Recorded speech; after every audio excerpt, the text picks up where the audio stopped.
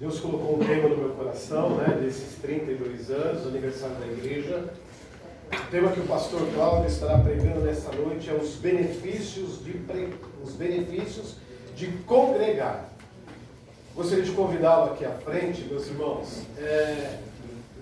Esse ano nós tivemos, de fato, foi um momento atípico, né?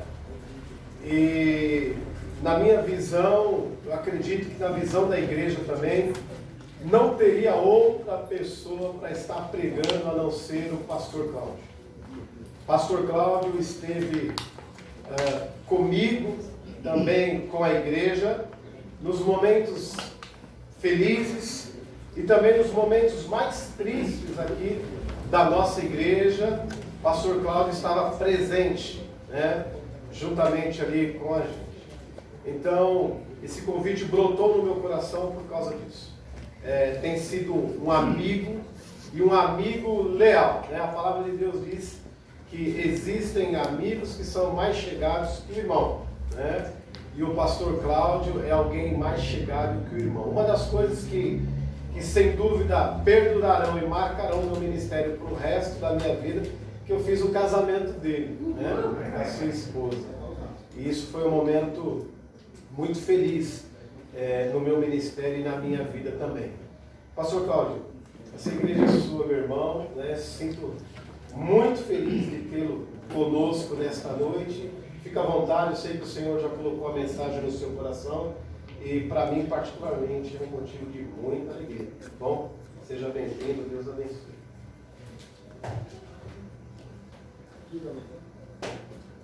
Graças a paz, boa noite. Parabéns pelo 32º aniversário dessa linda igreja, dessa igreja que é uma bênção. Estive pregando aqui, é a terceira oportunidade, acho que foi na Páscoa de 2018, estive aqui. Não era tão amigo como hoje eu sou do pastor Edson. Ele ficou com dó de mim, para pegar uma queimada ali para pregar um dia lá, tá meio desolado aí.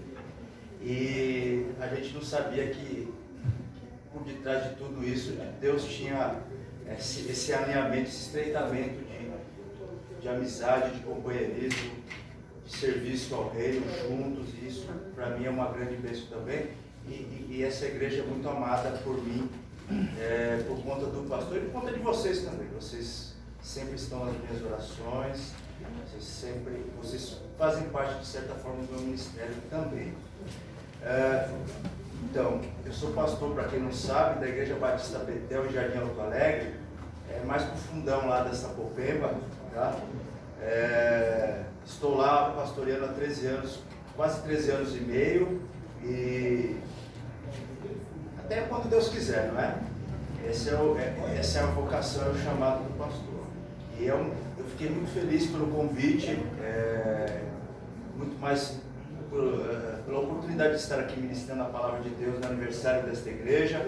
Eu sei que tem outros pastores que pregam muito melhor do que eu, que conhecem muito mais do que eu, mas às vezes não é só isso, não é? Às vezes é um pouco que nós vamos tratar nessa mensagem à noite. E eu quero que você abra o texto bíblico comigo, que se encontra na carta aos Hebreus.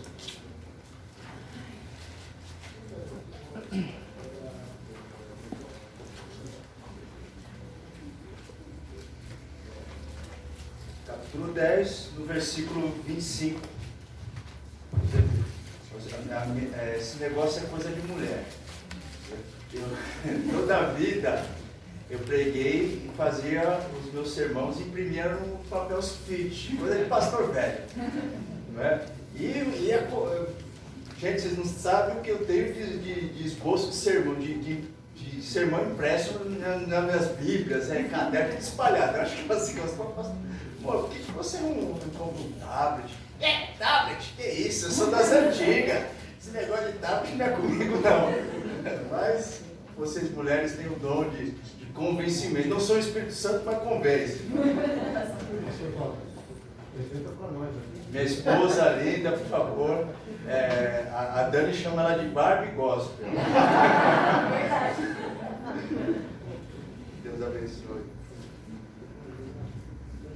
Hebreus capítulo 10, versículo 25, texto, e eu vou pregar nesse texto, que parece que é uma coisa simples, não é? Parece que é uma coisa tão comum, e na medida que eu fui estudar, meditar, me aprofundar na mensagem, neste versículo, a gente vai descobrindo quão rica é a palavra de Deus e a profundidade que ela tem. Então a palavra de Deus diz assim: não deixemos de nos congregar como é costume de alguns.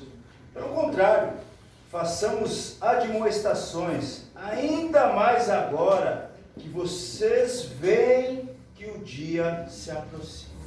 Que Deus abençoe a leitura e a meditação da sua palavra esta noite. Amém? Amém.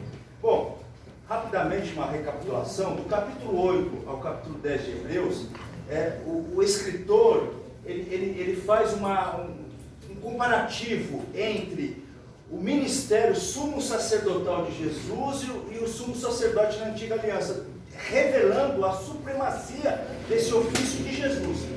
A segunda coisa que ele aborda entre o capítulo 8 e o capítulo 10, e vocês vão entender por que eu estou falando isso, ele fala que o sacrifício de Jesus Cristo, e nós sabemos muito bem disso na experiência e através do entendimento, que ele cumpre a promessa da antiga aliança. Ou seja, Jesus, tudo aquilo que tinha como expectativa é cumprido no sacrifício redentor do nosso Senhor e Salvador Jesus Cristo. E o terceiro ponto que ele fala aqui, ele faz um paralelo sobre o fracasso do antigo pacto em detrimento à nova aliança, ao novo pacto que nós estamos vivendo. Até os versículos 19 e 20 do capítulo 10, ele trabalha isso e ele encerra. A partir do versículo 21, ele começa a trabalhar sobre questões mais particulares da vida dos crentes, questões de incentivo, questões de encorajamento, e ele também trabalha nesses versículos a questão de algumas repreensões. E por azar, nossa, esta noite nós ficamos com a repreensão, que é o versículo 25. E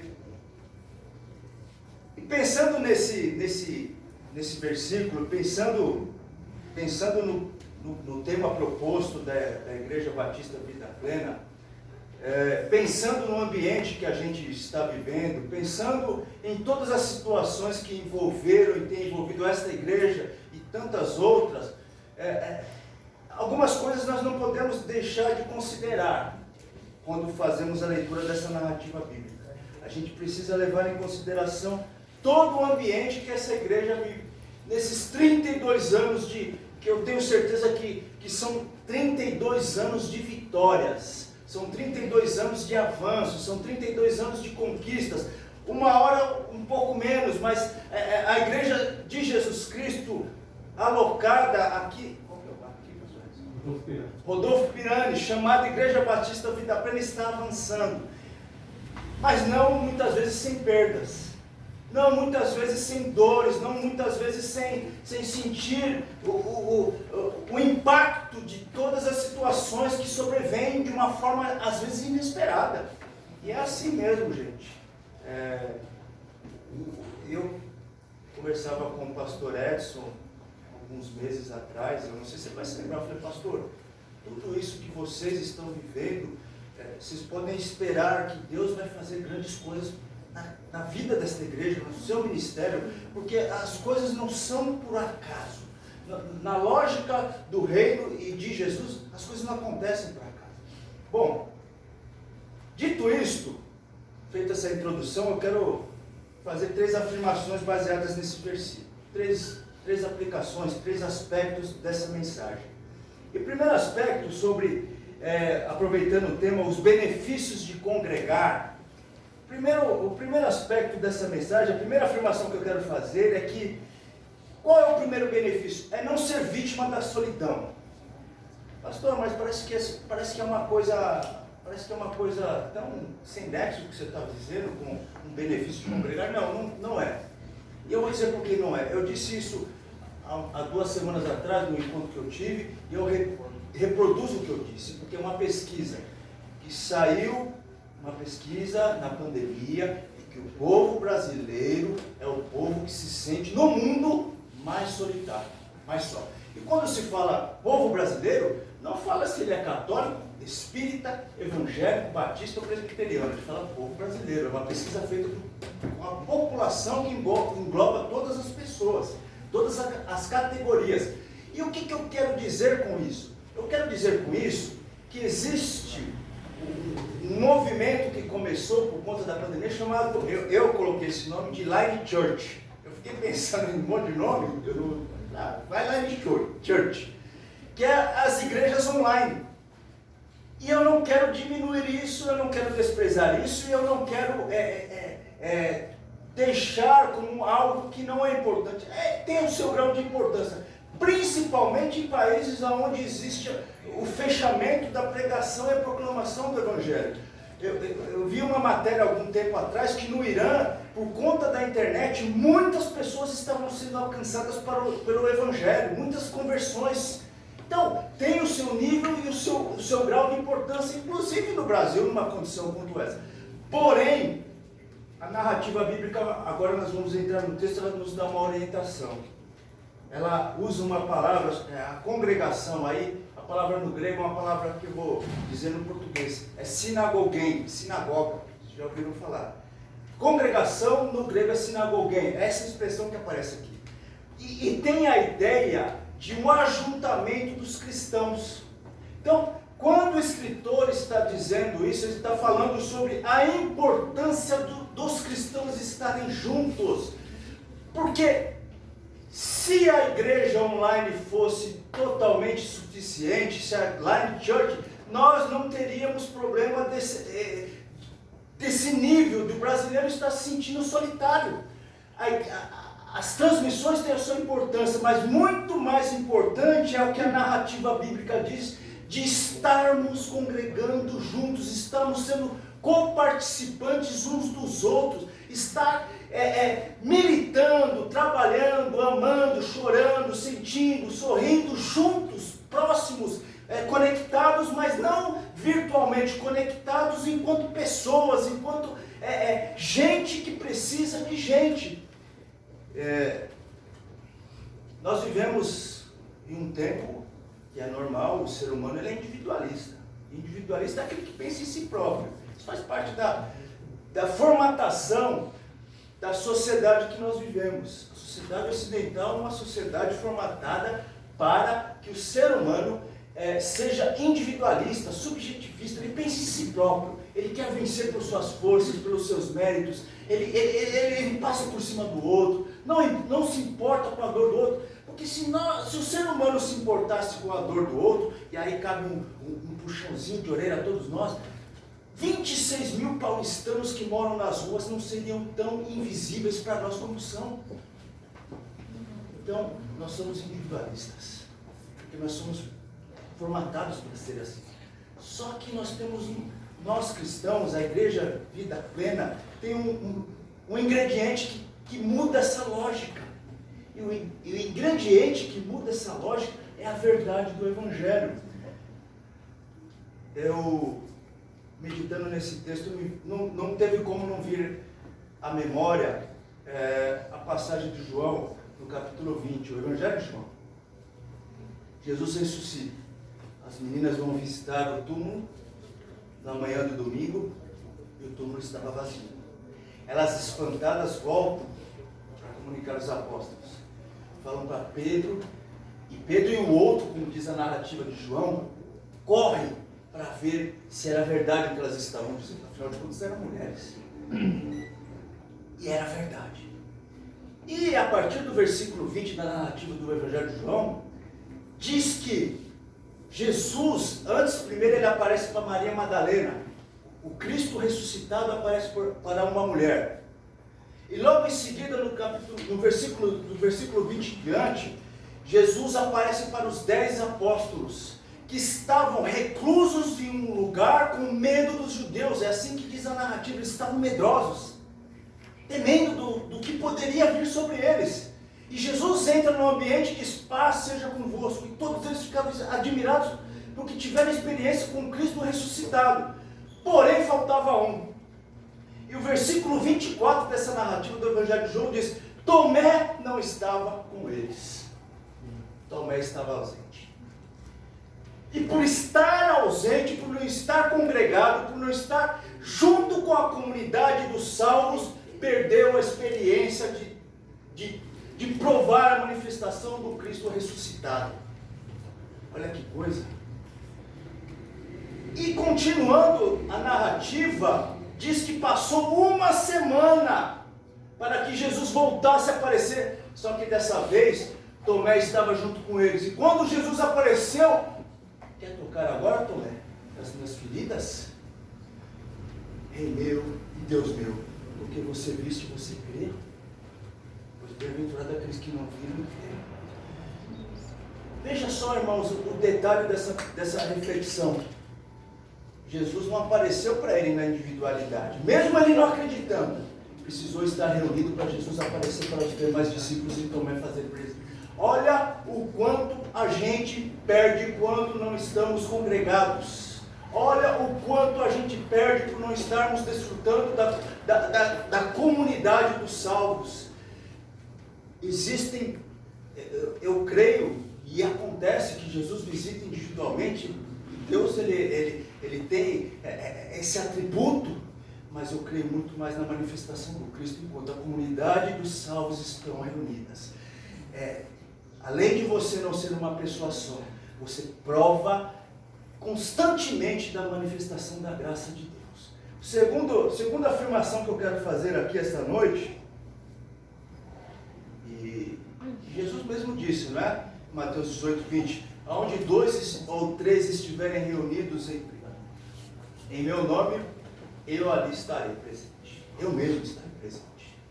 Ele não fala ele não faz essa afirmação em outras circunstâncias, mas na reunião dos salvos, no ajuntamento da congregação, no sinagogão.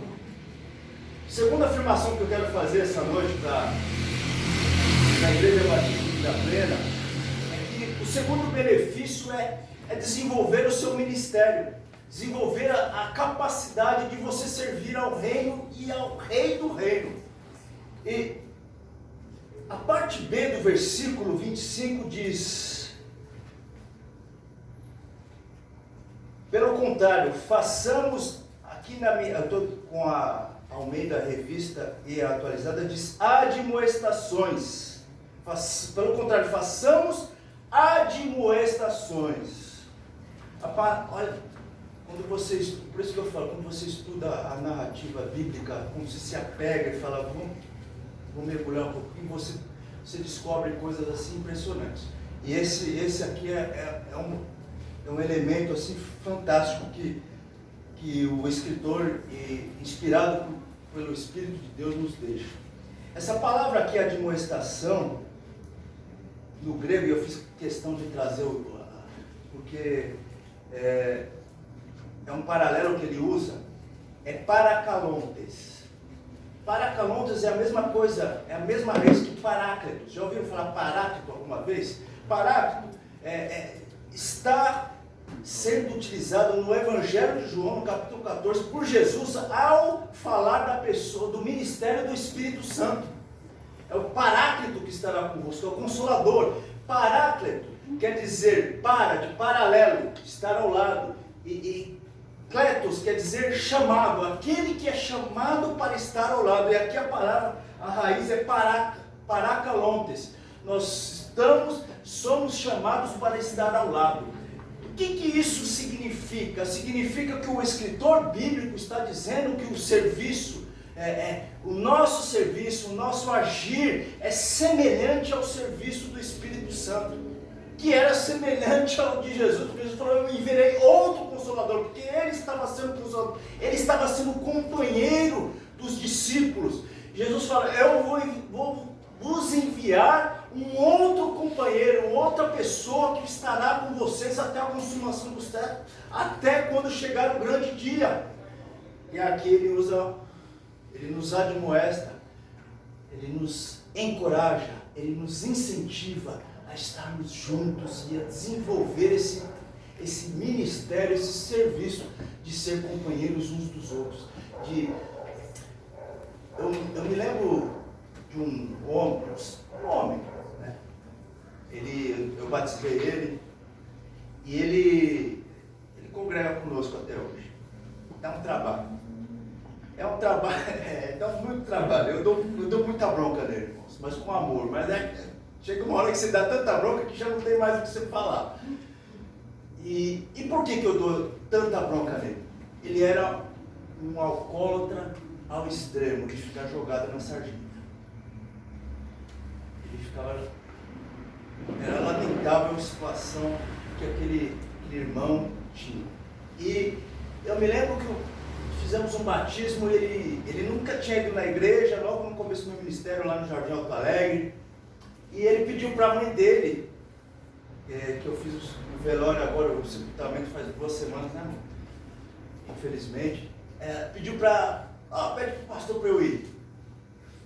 Eu pensei, falei, tá bom, deixei ele. Irmãos, ele já chegou logo de manhã, 6 horas, com cheiro de álcool. Aí, beleza, o batismo e tal, aí tinha um campo lá, vamos jogar bola. Ele foi o goleiro do meu time. Cada bola que ia era um palavrão.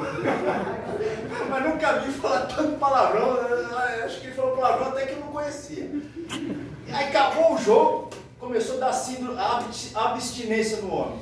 Começou a tremer, eu falei, Jesus. E a mãe disse, pastor, eu preciso buscar cachaça. Eu falei, não, vai buscar cachaça dele. Olha, irmãos, foi. E ele não foi mais para a igreja, ele foi se afundando mais no álcool. Foi se afundando. Ao ponto de chegar em uma ocasião, ele teve, acho que, um derrame cerebral e quase morreu. E eu fui visitar no hospital e ele resolveu se converter, decidiu-se por Jesus. E ele ia para a igreja de cadeira de roda. Mas antes de chegar na igreja, não tinha. O irmão dele deixava ele na porta da igreja. Quem que ia lá pegar ele no colo? Pastor. Então eu saía lá da frente, antes de começar o culto, trazia ele no colo, colocava ele sentado do meu lado. E foi assim, irmãos. O batismo dele, temos a foto, eu estou segurando ele aqui, ele segurando meu braço, o irmão Itamar, com outro irmãozinho lá, segurando ele, o batismo dele foi no colo. Essas coisas só são possíveis de fazermos. Eu não estou falando porque para mim, não, tinha que ser feito, não é? Tinha que ser feito. Porque é como Jesus nos carrega muitas vezes, no colo, como nosso companheiro. E aqui a palavra de Deus está falando, olha, o benefício de estarmos congregados e termos uma vida plena, porque nós podemos ser companheiros uns dos outros. Podemos, de verdade, irmãos e irmãs, chorar nos ombros dos outros. Jesus fala, e é uma promessa que ele fala, que aquele que largar tudo por amor a ele, não vai, nesta vida, ter mais irmãos, irmãs, família, vai ser muito maior, muito mais do que ele imagina. É uma verdade dentro daquele que faz parte, que é cidadão do reino de Deus. Mas nós não temos a primazia de apenas receber, nós temos a primazia de nos doarmos, de tirar dentro de nós aquilo que é melhor, aquilo que temos de melhor, a partir do paralelo, da orientação que a palavra de Deus nos dá em exercermos o nosso serviço de maneira semelhante ao Espírito de Cristo. O que a gente espera do Espírito Santo, guardadas as medidas proporções, no sentido de ser um companheiro, é o que o texto nos encoraja a ser do outro. Ai, como é bom ter companheiro, como é bom ter alguém para você desabafar, como é bom ter alguém que você sabe que está orando por você, que se você manda mensagem no WhatsApp, meia-noite, 1h da manhã, ela pode não ver naquele momento, mas a hora que ela vê, ela vai te retornar e vai estar orando por você. Como é bom você poder contar com o pastor para te acolher, para te dar um abraço, porque às vezes é só um abraço que é o suficiente. E isso está ligado à vida plena que temos a possibilidade de ter em Cristo. Essa igreja não tem esse nome à toa. Viver congregando juntos é viver a vida plena que o Evangelho nos proporciona e nos direciona. Eu não sei se eu deveria falar, mas vou falar. Na partida do nosso querido pastor Júlio, a primeira pessoa, o pastor Edson mandou mensagem, foi para mim, à tarde. Inclusive, demorou para cair a minha ficha. Ele falou: pastor Cláudio, o pastor Júlio está partindo. E eu fiquei. Aí passaram algumas horas, aí eu falei: caraca. Aí eu comecei com a minha esposa, eu falei: pastor Júlio está indo embora. Primeira pessoa. Como muitas vezes é importante, irmãos, exercermos o serviço do Espírito. Como tem gente que está precisando, mais próxima do que nós, mais próxima do que nós imaginamos. E isso é um puxãozinho de orelha que ele fala, e você desenvolver isso, minha gente. A Igreja Batista Vida Plena, nesses 32 anos, eu tenho certeza que vocês fazem isso, é fazer valer o nome de vocês, viver de maneira plena o Evangelho, porque é isso que vocês querem. Porque se não fosse isso, essa igreja não teria esse nome. Eu tenho certeza que quando vocês aprovaram vida plena, é porque vocês querem viver vida plena. E não dá para viver vida plena de maneira isolada. Não no Evangelho. E não em lugar nenhum. Porque o ser humano não nasceu para viver isolado. E por último, terceira afirmação que eu quero fazer nesta noite, a parte C desse versículo, ele fala o seguinte: ainda mais agora, tudo que eu falei, falei de serviço, eu falei de estar congregados, ele fala, ainda mais agora que o tempo está próximo. Ele usa a lógica da parousia, ele usa a lógica dos finais dos tempos. As comunidades cristãs primitivas, elas tinham muito disso, da volta iminente de Jesus. Muito, é muito presente nos escritos, nas epístolas. Vocês podem perceber, em Paulo, Pedro, aqui em Hebreus, na cabeça deles a volta era iminente, estava por acontecer. E de fato aconteceu para todos eles, porque todos eles partiram. Né? Então, o que eles tinham em mente, Jesus está voltando, o dia está se aproximando, então não é tempo. E aqui ele tem uma preocupação. A preocupação que ele tinha era que a falta, a ausência das celebrações comunitárias, do culto de adoração, fosse trazendo ao coração dos crentes uma indiferença. Ô irmão, quer matar uma pessoa é ser indiferente. Tanto faz como tanto fez. Tá bom? Tanto faz. Tá ruim? Tanto faz também. Era a preocupação dele. E ele sabia que essa indiferença que os crentes tinham com relação ao estar congregado junto, traria um outro problema mais grave, que era a apostasia.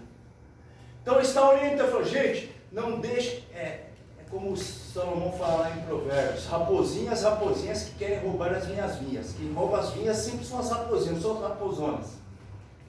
Sempre são as coisinhas pequenas que vão minando a nossa espiritualidade, que vai minando as nossas relações, que vai minando as nossas finanças, que vai minando a nossa espiritualidade. São as raposinhas. Não pense você que vem logo um tsunami. Não, até porque o tsunami ele vem com ondas que parece que são ondas normais, são maresias. E quando se dá conta, o estrago é grande. Então a preocupação dele era com o pior que poderia acontecer com a vida dos crentes, com essa comunidade, a apostasia da fé. E pensando isso, a terceira afirmação que eu quero fazer é que o terceiro benefício é você viver a plenitude da vida cristã. Então, quando você está congregado, você tem a possibilidade, a oportunidade de viver a plenitude da vida cristã. É claro que isso não é o único fator. A gente não vai falar sobre os fatores de viver, mas é indubitavelmente necessário para que tenhamos uma vida plena em Cristo, uma vida plena, em plenitude cristã, fazer parte da comunidade, estar presente. O crente tem que estar presente, o crente tem que estar junto. E é algo tão peculiar que Paulo, escrevendo a carta aos Efésios, capítulo 5, versículo 18, ele fala, olha, não vos embriagueis com vinho que é a torpeza, mas enchei-vos do Espírito, sejam plenos do Espírito. E ser pleno do Espírito, aí ele escolhe tudo que acontece com uma pessoa que quer ser cheia do Espírito. Ele fala de cantar, de adorar e tal. Isso tudo, irmãos e irmãs, faz parte de estarmos congregados. Vou falar uma heresia aqui, está sendo gravado? Está sendo gravado, então, não é uma heresia, é mais ou menos mesmo. Senão na manhã eu estou no comitê de ética. Mas eu entendo que salvação é um chamado a ter uma relação com a Trindade. Isso para mim é salvação. É a Trindade chamando-nos para ter uma relação íntima com ela. Outros têm, salvação é ser são, é ser curado do pecado, é ser livre do inferno. Não, para mim, salvação é ter relação com a Trindade, com o nosso Deus Trino. E pensando isso, irmãos e irmãs, pensando nessa perspectiva, pensando a partir dessa lógica, se existe um inferno, e eu não quero dizer que não existe um inferno metafísico, mas um inferno hoje aqui, para uma pessoa individual, é ser chamado para ter uma relação com Deus. Ela não consegue. Só que a igreja de Jesus é chamada para ter uma relação com Deus. Então nós não temos a possibilidade de vivermos isolados dos nossos mundinhos. Nós não temos como viver os nossos mundinhos e querer conciliar a ter uma vida plena. Ter uma vida plena é estar relacionando-nos com o eterno, mas principalmente relacionando-nos uns com os outros. E quando a gente começa a ter essa relação, essa profundidade com Deus, quando a igreja começa a entender e amadurecer isso, nós começamos a provar da parousia do retorno de Jesus. Eu acredito muito, irmãos e irmãs, que nós provamos da eternidade já, agora, nesse instante, na medida que nos relacionamos profundamente com Deus. Nós temos orvalhos da graça de Deus mostrando o que é quando esse dia que o escritor aos Hebreus fala que está chegando, chegar. Nós provamos, aquele que tem vida com Deus, tem relação com Deus, aquele que tem relação com os irmãos e com as irmãs, ele consegue encher-se da grande esperança, do grande anseio da vida cristã, que é um encontro com o nosso Senhor de maneira eterna, porque nós temos essa expectativa de um dia tudo isso cessar, todas as lágrimas cessarem, todas as angústias cessarem, mas enquanto essas angústias não cessam, enquanto essas lágrimas não secam, enquanto as fissuras do mundo não estão totalmente estancadas, Deus vai nos proporcionando, através da relação que nós temos com a Trindade e através da relação que nós temos uns com os outros juntos, porque relação se faz juntos, relações se constroem caminhando lado a lado, nós vamos provando do grande momento, provando, irmãs, não que nós estamos na plenitude disso, porque isso não chegou ainda, salvo para aqueles que já partiram e ainda não provam, porque estão esperando o dia da ressurreição, mas nós vamos nos enchendo dessa esperança e isso vai nos dando força para caminharmos, para avançarmos e para termos a vida plena em Deus. E eu quero, com isso, terminar a minha mensagem, recapitulando os benefícios de estarmos congregados juntos. Não existe, meu irmão, minha irmã, não existe noite que seja duradoura. A noite, ela passa. Não existe tristeza que seja perpétua. A alegria vem. Não existe ausência que não seja substituída. Eu não estou falando isso de pessoas, eu estou falando isso porque a presença de Deus faz com que isso seja sanado nas almas de cada pessoa que está sentindo nesse momento. Enquanto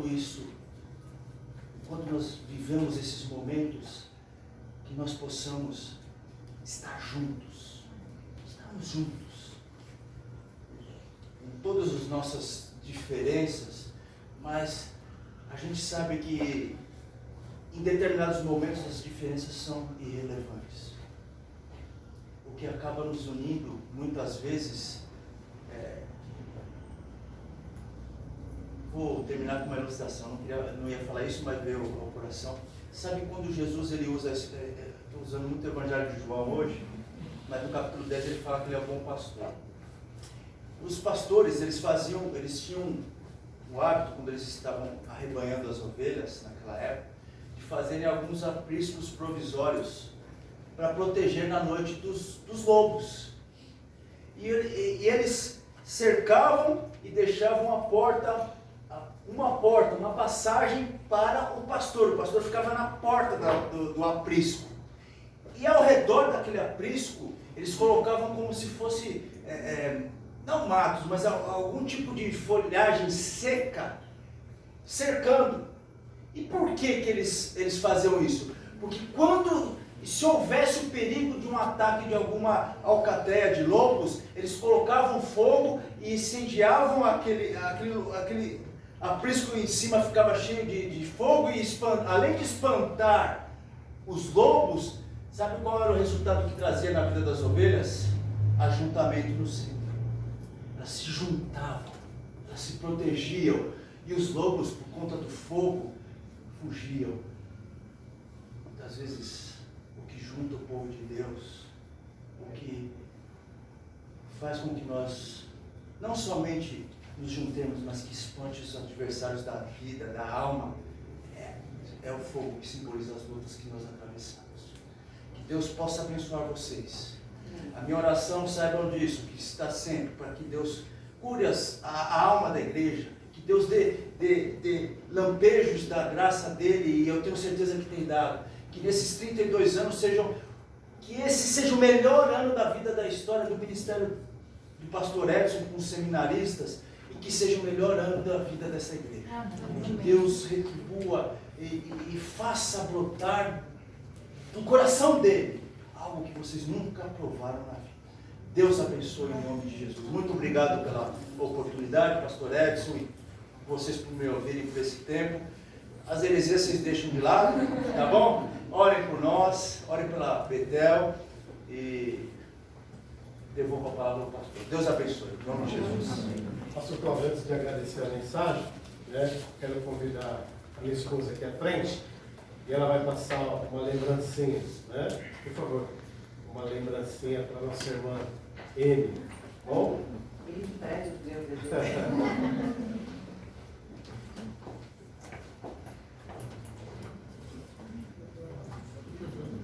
Seu carinho da igreja, viu? Para com vocês. Que Deus abençoe, tá bom? Beijo,